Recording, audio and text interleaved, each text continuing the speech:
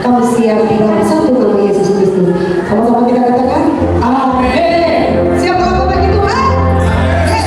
Mari kita berdiri kanan bersama, kita sangat bersuka cita.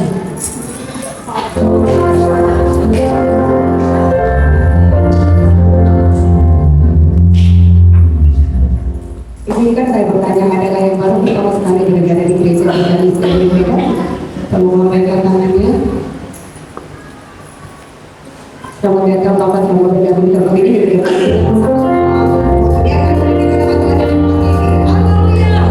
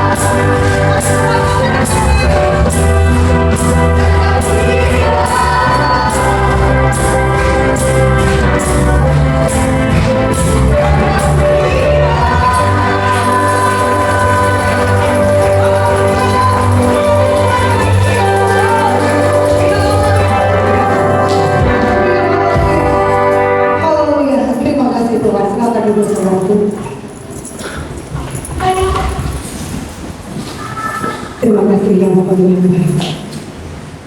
Kami telah menunjukkan kami, kami sudah percaya. Hadiratmu akan dengan seluruh hidup kami. Dan kami sungguh percaya. Saat ini hati kami menjadi kami yang sungguh. Setia kita tidak berdoa kami. Kami akan mengumpulkan dan kami. Kami percaya. Firman mana yang dikatakan yang akan memperbaiki seluruh kehidupan kami. Terima kasih ya Allah. Haleluya.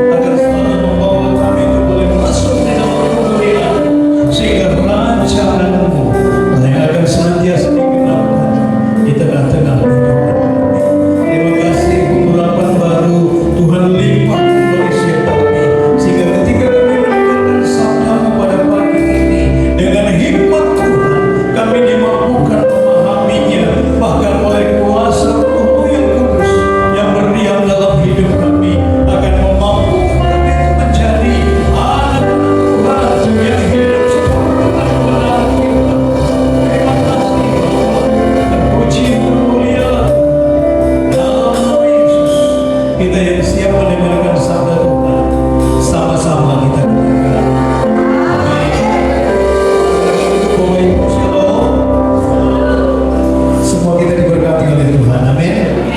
Saya percaya setiap kita anak-anak Tuhan dengan pengenalan kita kepada Tuhan, maka dalam situasi apapun kita akan tetap berkata, Allah itu baik, sungguh baik bagi setiap kita. Amin. Kita percaya Tuhan kita baik, Bapak Ibu. Tuhan kita baik atas seluruh janji, di mana janji yang Tuhan limpahkan dalam hidup kita, sesungguhnya Tuhan rindu janji itu digenapkan dalam hidup kita. Tuhan itu baik dalam kehidupan kita karena Dia senantiasa memperlengkapi setiap kita untuk boleh melayaninya. Dan janji Tuhan bagi kehidupan kita, Dia tetap memperlengkapi kita meskipun kita diperhadapkan kepada situasi yang sulit. Sekali lagi Bapak Ibu, untuk mencapai tujuan Tuhan atas hidup kita, terkadang Tuhan mengizinkan umatnya melewati masa sulit. Sekali lagi, untuk menggenapkan tujuan Tuhan dalam hidup kita, terkadang Tuhan izinkan kita melewati masa sulit. Tapi percayalah, ketika kita ikut di jalurnya Tuhan, kita sudah diperlengkapi untuk mampu melewati masa sulit itu dalam kehidupan kita. Itu sebabnya orang yang mengenal Tuhan dalam situasi apapun, dia akan berkata, Tuhan itu baik, sungguh baik bagi hidupku. Bapak Ibu Saudara yang terkasih dalam nama Yesus, tadi pagi saya mengingatkan di khotbah ibadah pagi agar kita konsisten dalam mengikuti Tuhan. Banyak hal yang terjadi dalam hidup ini, realitanya itu tidak seperti yang kita harapkan. Realita yang sedang kita jalani belum tentu seperti yang kita inginkan. Itulah proses untuk menuju mencapai apa yang Allah kehendaki di tengah-tengah kehidupan kita. Sebagai anak-anak Tuhan, jangan pernah menyerah dengan keadaan, sebab kau harus mengamini ada Tuhan yang memberikan kekuatan di tengah-tengah kehidupan kita. Bapak Ibu Saudara yang terkasih dalam nama Yesus, kalau kita lihat bagaimana Tuhan memberikan sebuah janji yang luar biasa terhadap Yusuf. Yusuf dalam sebuah penglihatan, Tuhan memberikan janji bahwa dia akan menjadi seorang pemimpin. Kenapa dia harus menjadi seorang pemimpin? Karena Yusuf ini diberi tugas untuk mempersiapkan, untuk memperlengkapi satu umat yang besar, yaitu bangsa Israel. Kemudian dalam penglihatan itu Yusuf melihat bagaimana saudara-saudaranya, orang tuanya itu sujud menyembah kepada dia. Mungkin begitu melihat ataupun mengalami mimpi itu, Yusuf saking senangnya itu bercerita kemana-mana. Dia ngomong ke saudaranya, dia ngomong kepada bapaknya apa yang sedang dia alami. Sekali lagi mungkin gairah luar biasa dalam hidupnya, karena dia tahu ada tujuan Tuhan yang besar akan digenapkan dalam hidup. Tapi sekali lagi, terkadang saya katakan untuk mencapai tujuan itu, Tuhan mengizinkan ada proses, di mana proses itu masuk dalam masa yang sulit, yang harus dilewati. Tapi orang-orang yang mengenal Tuhan, sekalipun di tengah masa sulit, dia tahu Tuhan tidak pernah meninggalkan dia. Dia tahu Tuhan itu kekuatannya. Dia percaya bahwa apa yang menjadi tujuan Tuhan dalam hidupnya itu pasti akan tergenapkan.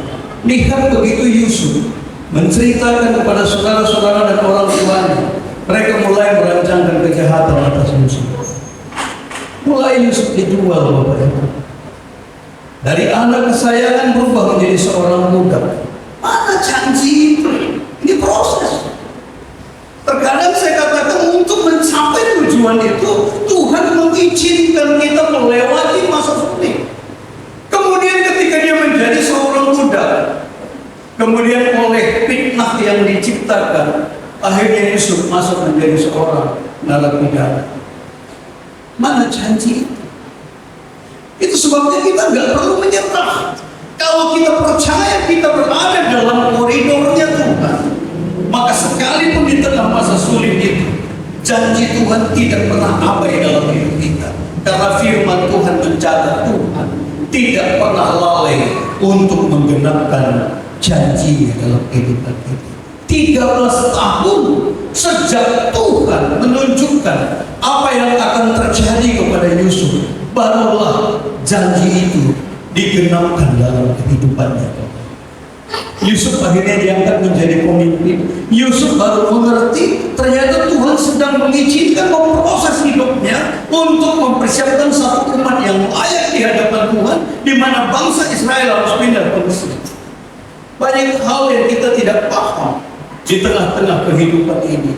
Kenapa dan mengapa Tuhan izinkan itu terjadi? Tetapi sebagai anak-anak Tuhan, kita perlu meresponi dengan cara yang benar supaya kita boleh tetap berada di dalam koridor Tuhan, sehingga kemuliaan Tuhan jangan pernah hilang dari hidup kita. Kalau kita lihat kepada Alkitab, ketika Tuhan memberikan sebuah pesan kepada Musa supaya dia menyelamatkan bangsa Israel, di mana bangsa Israel yang pada saat itu diperbudak di negeri Mesir, Tuhan memberikan sebuah janji yang ajaib dan luar biasa. Aku akan membawa bangsa itu ke satu negeri, di mana negeri itu berlimpah susu dan madu. Bukankah Tuhan sanggup memindahkan mereka dari Mesir langsung sampai ke Kanaan? Tapi sekali lagi untuk menggenapkan tujuan Tuhan, Musa dan bangsa Israel diperhadapkan kepada kesulitan di padang gurun. Ada banyak hal yang harus mereka hadapi di tengah-tengah kesulitan itu. Tapi sekalipun mereka diperhadapkan kepada kesulitan, sesungguhnya tangan Tuhan yang ajaib tidak pernah lepas dari hidup mereka. Kalau mereka merespon dengan cara yang benar, sekali lagi mereka akan terus di balik masalah pergumulan yang mereka hadapi, mereka akan tetap menikmati kebaikan, kemuliaan, kasih Tuhan di tengah-tengah kehidupan mereka. Sekali lagi, respon kita lah yang akan menentukan, sehingga kita tetap menikmati kebaikan Tuhan sekalipun kita melihat ada pergumulan di tengah-tengah kehidupan kita. Kita buka dalam kitab Bilangan 11. Bilangan 11 ayat 11 sampai dengan ayat 15. Jangan pernah izinkan hidup kita meresponi sebuah pergumulan dengan cara yang salah. Karena begitu kita respon dengan cara yang salah, kita yang akan menjadi lemah, kita yang akan menjadi putus asa, kita yang akan mengalami kekecewaan, sementara masalah pergumulan itu tidak akan pernah selesai dalam hidup kita. Itu sebabnya kenapa Tuhan mengingatkan supaya kita tetap berpegang kepada apa yang Tuhan perintahkan dalam hidup kita. Kita baca di dalam Bilangan 11, kita baca ayat 11 sampai dengan ayat 15. Ini adalah Musa ketika fokus kepada persoalan yang sedang dihadapinya. Sekali lagi kita mesti paham dalam proses mencapai tujuan Tuhan, terkadang Tuhan izinkan masa sulit yang harus kita lewati. Tapi jangan pernah keluar dari apa yang Tuhan rancangkan dalam hidup kita. Kita baca secara bergantian, saya akan membaca ayat ganjil, Bapak Ibu membaca ayat 6-nya. Lalu berkatalah Musa kepada Tuhan, mengapa kau perlakukan hamba-Mu ini dengan buruk, dan mengapa aku tidak mendapat kasih karunia di mata-Mu, sehingga Engkau membebankan kepadaku tanggung jawab atas seluruh bangsa ini. 12. Apakah yang mengurus bangsa ini, atau apakah yang melahirkannya, sehingga aku katakan kepadaku, pakailah dia seperti pakaian seluruh umat yang Yesus. Janganlah yang menjadikan dengan bersumpah kepada Tuhan. Dari manakah aku mengambil daging untuk diberikan kepada seluruh bangsa ini? Sebab mereka menangis kepadaku dengan berkata, berilah kami daging untuk dimakan. 14. Aku seorang diri tidak dapat hidup dan jawab atas seluruh bangsa ini, sebab aku berkata begini, jika engkau berlaku demikian kepadaku, sebaiknya engkau membunuh aku saja, jika aku mendapat kasih karunia di mata-Mu, supaya aku tidak harus melihat celaka. Musa adalah abdi Allah yang luar biasa mengalami kuasa mujizat. Tapi lihat ketika dia fokus kepada persoalan Bapak, dia melihat beban yang begitu berat. Dia menganggap bahwa bangsa Israel adalah tanggung jawabnya seorang diri. Kemudian dia mulai fokus kepada perkataan persungutan dari bangsa Israel, di mana mereka terus berteriak daging, daging, daging. Kemudian mulai Musa menggunakan logikanya, dari mana aku mencari daging untuk memberi makan sebanyak ini?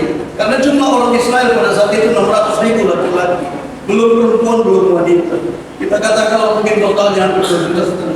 Dari mana dicari daging? Sekali lagi Bapak Ibu, ketika kita fokus kepada masalah kita, maka kita akan menjadi orang yang lemah dan kecewa dengan keadaan. Itu sebabnya kenapa Tuhan mengajarkan kepada kita untuk sampai kepada tujuan Tuhan, berpeganglah kepada firman yang Tuhan sampaikan kepada kehidupan setiap kita. Tapi lihat apa yang dijawab oleh Tuhan sesungguhnya. Lalu berfirmanlah Tuhan kepada Musa, kumpulkanlah di hadapanku dari antara para tua-tua Israel 70 orang yang kau ketahui menjadi tua-tua bangsa dan pengatur pasukannya. Kemudian dibawalah mereka ke kemah pertemuan supaya mereka berdiri di sana bersama-sama dengan engkau. Maka aku akan turun dan berbicara dengan engkau di sana, lalu sebagian dari roh yang hingga padamu itu akan kuambil dan kutaruh atas mereka.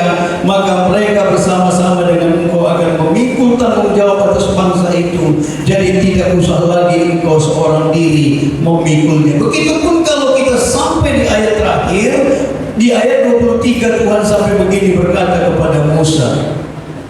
Tetapi Tuhan menjawab Musa, masakan kuasa Tuhan akan kurang untuk melakukan itu? Sekarang engkau akan melihat apakah firman-Ku terjadi kepadamu atau tidak. Dengan mudahnya Tuhan itu mampu menyelesaikan apa yang menjadi pergumulan Musa. Dia tinggal menghimpun pada saat itu burung puyuh. Ternyata kebutuhan mereka dalam sekejap itu limpah.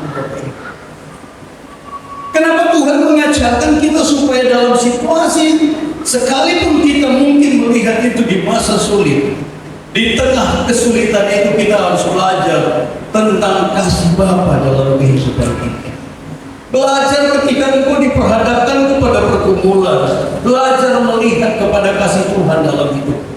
Belajar melihat kepada janji Tuhan dalam hidupmu. Belajar menaruh pengharapan penuh kepada Tuhan, bahwa Allah yang kita sembah, Allah yang tidak akan pernah sekali lagi melupakan, mengabaikan apa yang Dia firmankan di tengah-tengah kehidupan umat.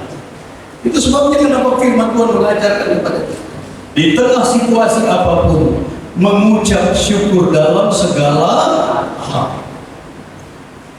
Kenapa kita diajarkan mengucap syukur? Karena ketika kita mengucap syukur itu adalah bukti kita mempercayai Allah sanggup mengerjakan apa yang kita tidak sanggup kerjakan di tengah-tengah kehidupan kita. Kita buka di dalam kitab Roma 8 ayat 28. Sekali lagi, di tengah situasi sulit kita harus belajar tentang kasih Tuhan. Kita harus belajar tentang kebenaran. Kita harus belajar untuk melihat kepada janji Tuhan. Bahkan di tengah situasi sulit pun kita akan melihat bahwa Tuhan tidak pernah meninggalkan kita sendirian. Kita baca bersama-sama 2, 3 ya.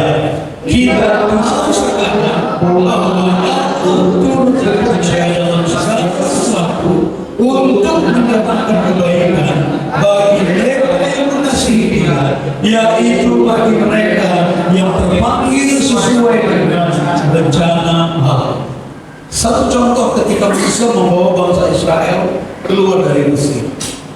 Mereka tahu persis bahwa umat ini adalah dipanggil dalam rencana Tuhan untuk masuk ke sebuah janji di mana negeri yang akan mereka diami, yang akan mereka duduki adalah negeri yang berlimpah susu dan madunya. Tapi sekali lagi untuk sampai ke sana, Tuhan mengizinkan ada proses, ada padang gurun. Dan firman Tuhan mencatat, tidak ada satupun yang terjadi dalam hidup kita tanpa seizin Tuhan. Maka firman ini mengingatkan kita tahu sekarang bahwa Allah turut bekerja dalam segala sesuatu untuk mendatangkan kebaikan. ada kesulitan, di tengah kesulitan itu Tuhan sedang bekerja mendatangkan kebaikan. Ini yang sulit sekali mungkin bagi orang melihat. Ketika bangsa Israel diperhadapkan kepada kesulitan, mereka melihat bahwa ketika mereka sampai di Mara, kemudian pada saat mereka kehabisan air, kemudian mereka minum air di Mara itu. Dan Alkitab catat airnya rasanya pahit. Masalah. Ini kesulitan. Pertanyaannya, apakah di balik kesulitan itu Allah turut bekerja? Ternyata firman Tuhan mencatat Allah turut bekerja. Dan dia ubahkan air pahit itu menjadi air yang manis.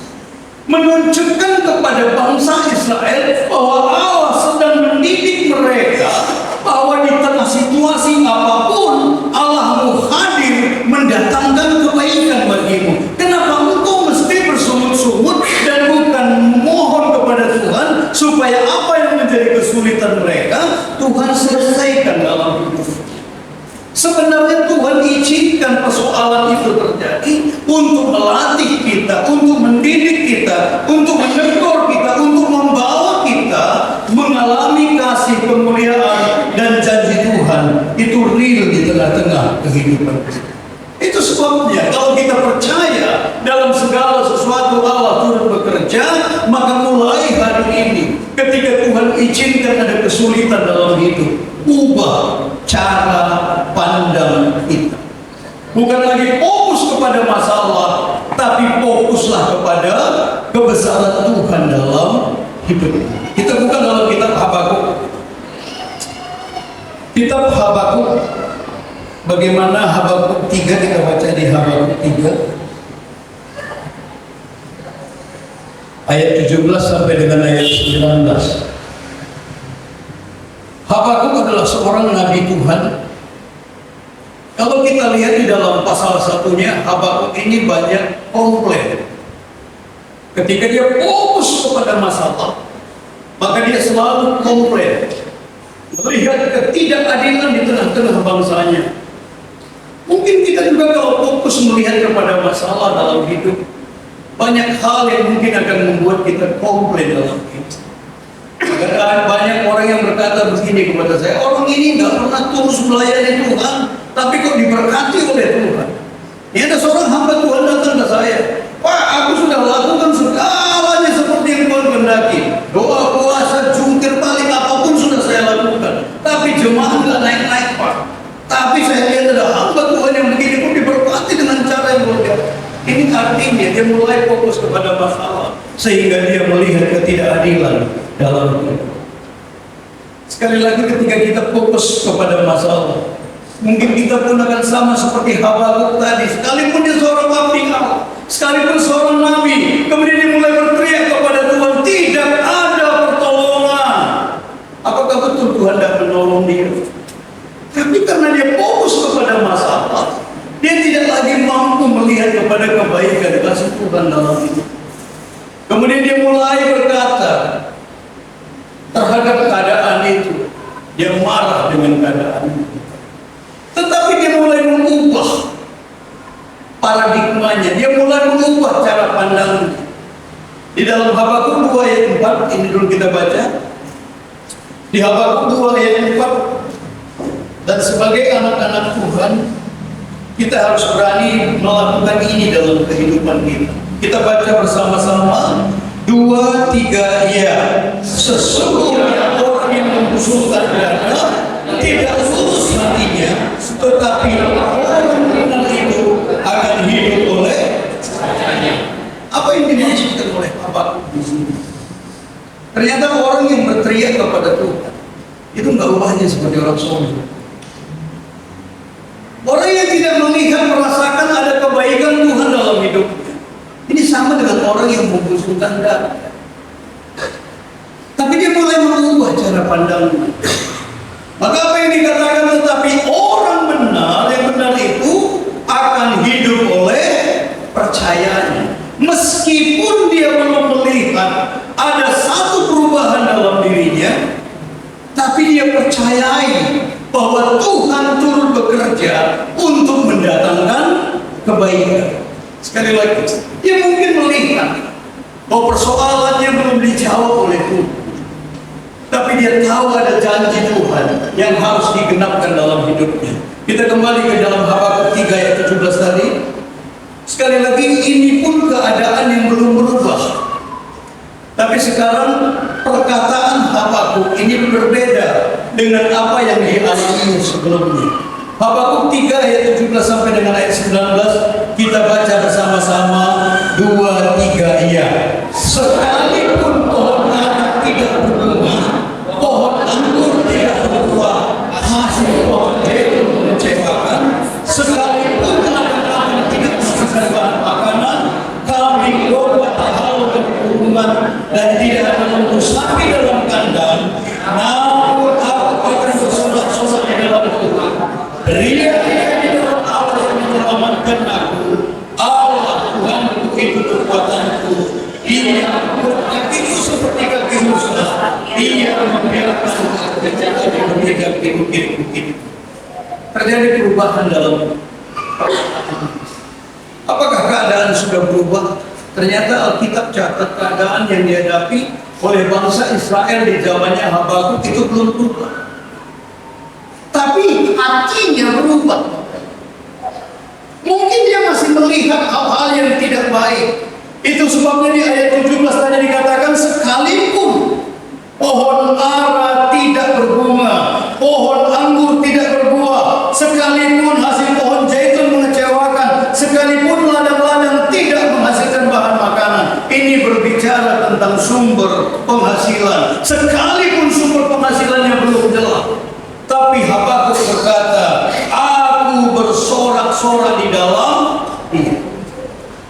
Kok ada orang yang mampu bersorak-sorak padahal dia belum melihat sesuatu itu menjadi nyata dalam hidup? Karena dia mempercayai Tuhan dalam hidup. Tapi orang lebih banyak melakukan seperti apa yang Habakuk lakukan sebelumnya, bersungut-sungut dan marah dengan keadaan. Tapi yang begitu dia mulai ubah cara pandangnya, sekalipun ada masalah, di tengah masalah itu dia mampu menikmati kebaikan, kemurahan Tuhan dalam hidupnya.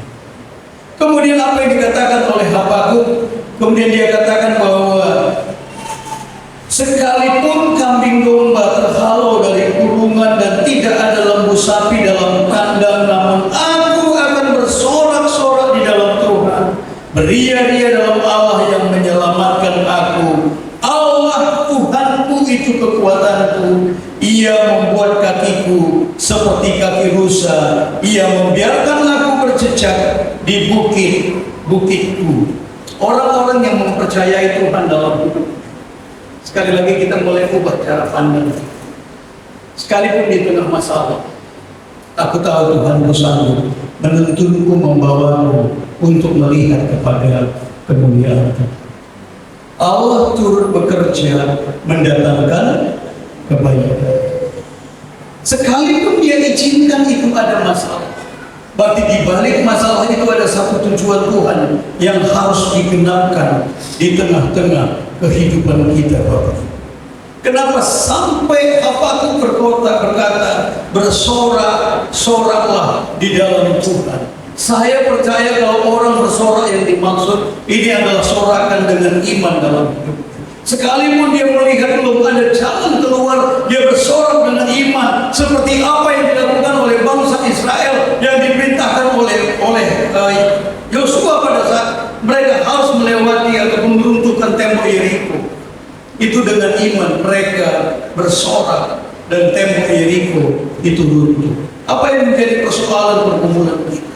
Mampukah kita bersorak dengan iman supaya tembok persoalan meruntuh? Ataukah engkau terus meratapi dan bersungut-sungut, bahkan mungkin pada akhirnya mengasihani diri, padahal itu tidak pernah menuntun kita mengalami kemuliaan Tuhan?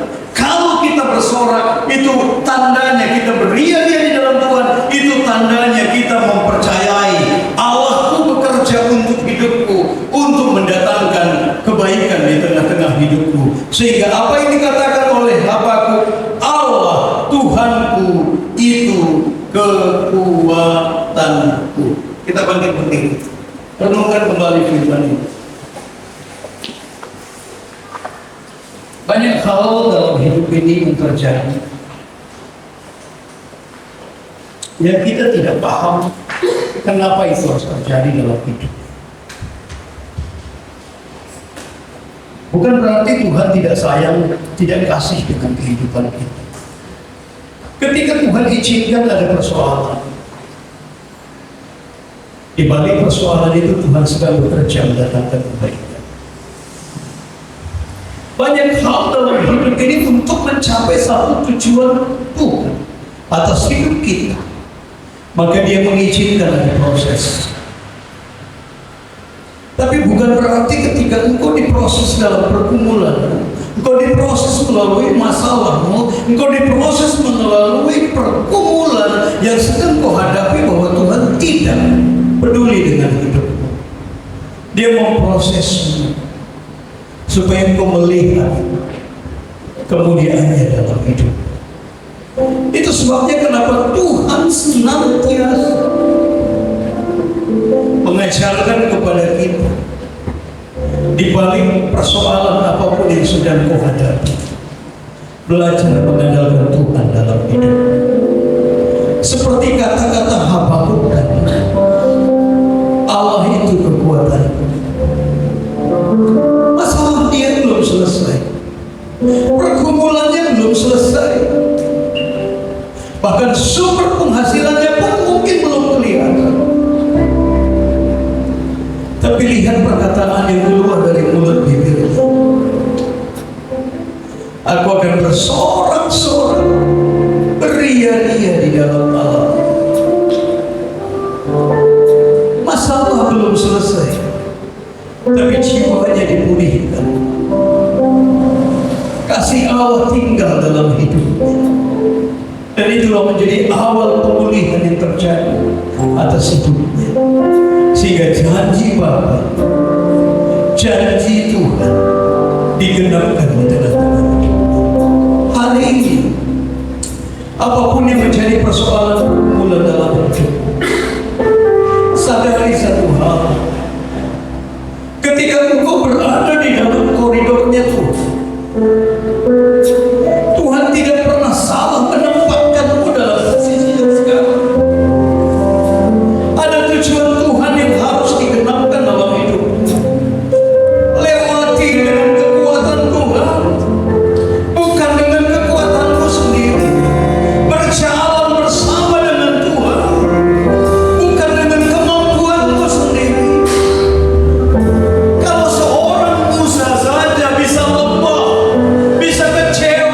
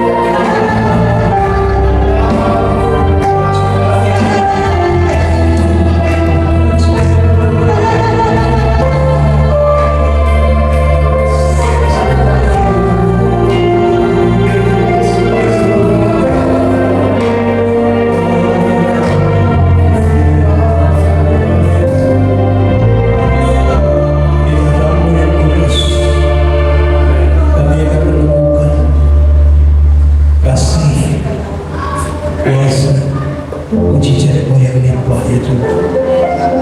Di tahta-Mu yang kudus kami akan memahami akan tujuan-Mu di tengah-tengah kehidupan kami. Kami akan dimampukan memahami melewati setiap persoalan pergumulan yang kami hadapi, karena kami tahu di dalam tahta-Mu yang kudus ada firman-Mu yang akan Engkau limpahkan atas kehidupan kami. Terima kasih Bapak. Terima kasih buat kebenaran firman yang mengingatkan kami pada pagi hari ini. Bersama dengan Tuhan kami akan tetap kuat meskipun kami diperhadapkan kepada persoalan pergumulan yang kami lewati. Terima kasih Pak. Dan sebentar kami akan masuk dalam ibadah perjamuan kudus. Kiranya Engkau juga yang memberkati perjamuan kudus ini, sehingga setiap kami boleh menikmati apa yang menjadi tujuan Tuhan.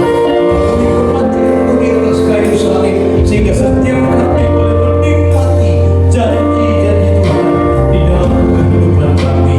Terima kasih Bapak. Engkau juga yang akan memberkati hamba-hamba yang akan ambil bagian dalam perjamuan kudus ini, dan nama Tuhan yang akan senantiasa ditinggikan, dimuliakan melalui pelayanan